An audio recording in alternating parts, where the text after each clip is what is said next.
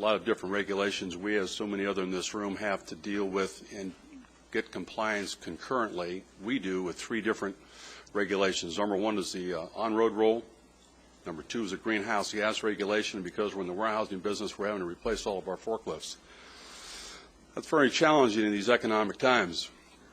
What I'm here to speak on today, and again, we'll try and stay within my 2 minutes here so the buzzer doesn't go off, that the American Trucking Association, the California Trucking Association has asked the board to direct staff on the greenhouse gas regulation to change the short haul exemption from 100 miles to 150 miles. I'd like you to support that.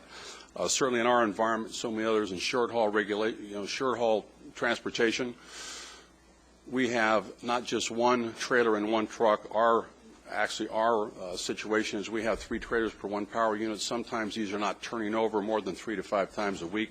Just-in-time deliveries. The return on investment for us to invest in the aerodynamics with the other 2 rules that we're doing at this time is just not economically feasible, and I would ask that the board would again ask staff to please support that change in the short haul exemption. Thank you.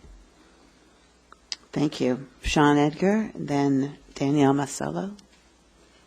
Chair Nichols and board members, good afternoon. Sean Edgar, Executive Director of the Clean Fleets Coalition, and in my 10 years appearing in front of your board, I know that 120 seconds goes very quickly, so I will be referencing 2 documents that I'll, on the Clean Fleets Coalition letterhead, that I'll be buzzing through to ask for your consideration of some critical technical amendments that would be needed.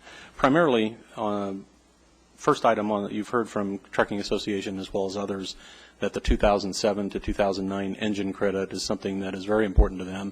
The board allows that for VDEX or aftermarket DPF installation, so we'd like to give equal consideration to folks that actually put down good money to buy new equipment, because realizing you also get a NOx benefit with that decision. And I know folks have been gearing up to be prepared for your rules, so that's the first item we'd like to ask.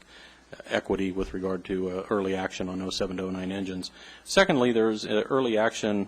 There is currently a prepayment requirement. I use that terminology because board staff has a requirement that filters would need to be paid for prior to completion of the work, and that's something that we have concern about. It should be the same language as the items that correspond to the VDEX manufacturer delay in terms of having put a deposit or contractual obligation.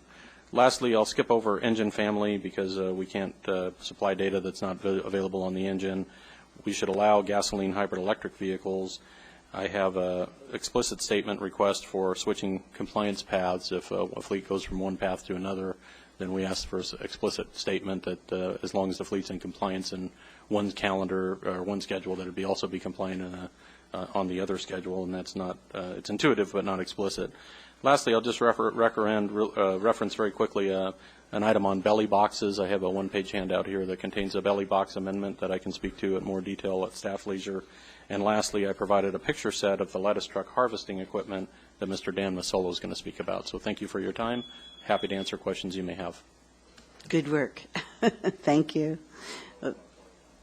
You want to have a question? No questions. Okay, sorry. Daniel Masolo, Alan Ferris, Jill Gajaldo.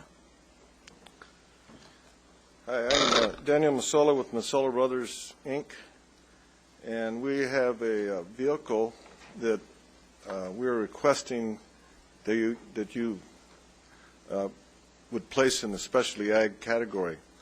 Our